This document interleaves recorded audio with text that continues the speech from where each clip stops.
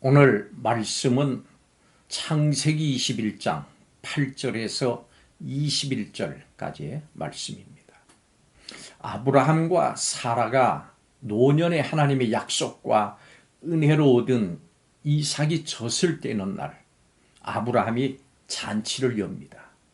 이때 이스마엘이 이삭을 놀리자 사라는 아브라함에게 하갈과 이스마엘을 내쫓으라고 합니다.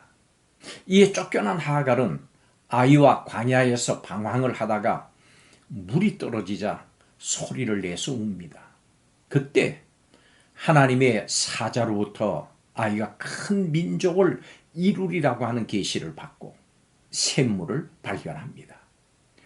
오늘 이 말씀 속에 들어있는 하나님의 마음을 함께 살펴보겠습니다. 성도 여러분, 하나님께서는 이스마엘과 그의 자손들을 버리셨을까요? 그들을 하나님께서 미워하실까요? 또 우리도 그들을 미워해야 될까요? 9절의 말씀을 보면 사라가 본즉 아브라함의 아들 애굽 여인 하갈의 아들 이삭을 놀리는지라. 이 9절은 오랫동안 하갈의 아들 이스마엘을 부정적으로 해석하는 근거가 됐습니다. 이 일은 갈라디아서 4장 28절과 29절에 연결이 돼서 육체를 따라 난 자가 성령을 따라 난 자를 박해한 경우로 해석해 왔습니다. 하지만 우리는 구약의 말씀을 바르게 잘 이해해야 합니다. 사라는 이스마엘이 아브라함의 유업을 받지 못하리라고 선언을 하면서 이스마엘을 내쫓으라고 했습니다. 이렇게 사라는 이스마엘의 모든 법적 권리를 뺏어서 박탈해서 아브라함의 계보가 아닌 하나님의 말씀대로 이삭을 통해서 이루어지도록 조치했습니다. 하나님께서는 하갈과 이스마엘을 쫓아내라고 하는 사라의 이 행위를 인정하셨습니다. 하나님께서는 사라의 이 행위를 인정하심으로 사라에 대한 사람들의 비난의 목소리를 잠재우셨습니다. 실로 하나님께서는 아브라함의 이 두 자녀, 즉 이삭과 이스마엘을 통해서 각각 큰 민족을 이루실 계획이었기 때문입니다. 하나님께서는 아브라함의 혈통은 이삭을 통해서 이루어질 것이지만은 이스마엘을 통해서도 큰 민족이 나올 것이라고 약속하셨습니다. 아브라함은 자신의 씨인 이스마엘에게도 큰 민족을 이루어 주시겠다고 하는 이 하나님의 약속을 믿고 아침 일찍 떡과 물을 하갈의 어깨에 메워서 아이를 데리고 가게 합니다. 물이 떨어지자 하갈과 아이가 절망해서 소리내어 울 때 하나님께서 아이의 소리를 들으셨습니다. 그리고 하갈에게 이 아이도 큰 민족을 이룰 것이라고 약속하셨습니다. 하나님은 아브라함으로 인해서 그에게 속한 자들을 살피시고 이스마엘을 보호하셨을 뿐만 아니라 이스마엘에게도 복과 은혜를 베풀어 주셨습니다. 우리는 이 사실을 알아야 합니다. 두 번째로 하나님은 온 인류의 하나님이십니다. 사실 이스마엘에 관한 하나님의 계시와 약속은 오늘 말씀이 한 번뿐만이 아니고 창세기에 계속해서 나타납니다. 이렇게 창세기는 하나님을 이스라엘만의 하나님이 아니라 온 인류의 하나님으로 우리에게 제시합니다. 온 인류는 하나님 아래 한 가족입니다. 하나님은 이스마엘을 보호하셨습니다. 하갈과 이스마엘이 광야를 헤매는 그 과정에서 마실 물이 바닥이 났을 때 하갈은 아무것도 할 수가 없었습니다. 이때 그들을 구원하신 분은 바로 하나님이십니다. 하나님의 사자가 그들에게 나타나서 하나님이 들으셨다라고 전합니다. 이것은 하나님께서 이스라엘의 부르짖음만이 아니라 이스라엘이 아닌 모든 민족, 백인만이 아니라 흑인도 온 인류의 목소리에 귀를 기울이시는 분이심을 알려줍니다. 그러한 하나님이 오늘 하나님의 자녀요 또 백성인 우리의 소리를 어찌 듣지 않으시겠습니까? 너희는 땅끝까지 이르러 내 증인이 되라. 하나님의 사랑과 구원의 대상은 온 인류입니다. 하나님께서는 죄로 인해서 고통 가운데 있는 사람들의 소리를 들으시고 또 그들을 불쌍히 여기십니다. 하나님을 대적하면서 죄악 가운데 있는 그들이 예수 그리스도를 통해서 하나님께로 돌아오기를 하나님 원하십니다.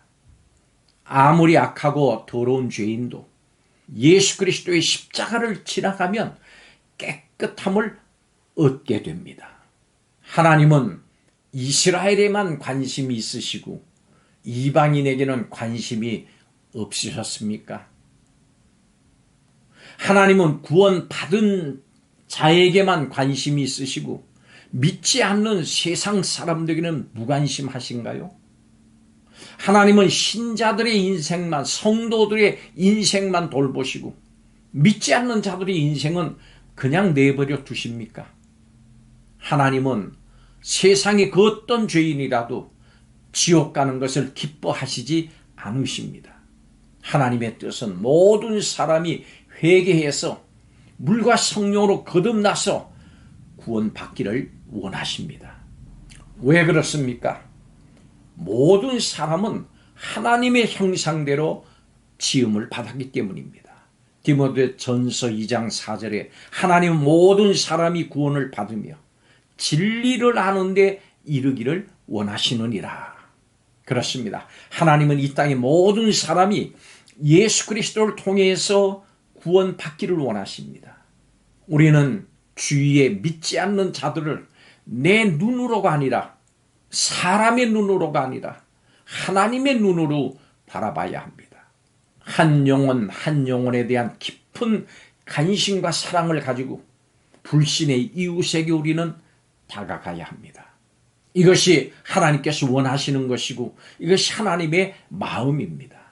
마지막 세 번째로 하나님은 모든 사람을 구원으로 초대하십니다. 하갈과 그의 아들은 광야로 쫓겨나서 방황하게 되고 물이 없어서 죽음 앞에 통곡을 합니다. 그때 하나님께서는 그 아들이 약속의 자녀가 아님에도 그 소리를 들으시고 그에게 물을 주시고 그리고 함께 하셨습니다. 하나님께서는 이스마엘을 보호해 주셨습니다. 하나님의 구원은 이스라엘에게만 있지 않습니다. 하나님의 관심은 구원받은 성도들에게만 있지 않습니다.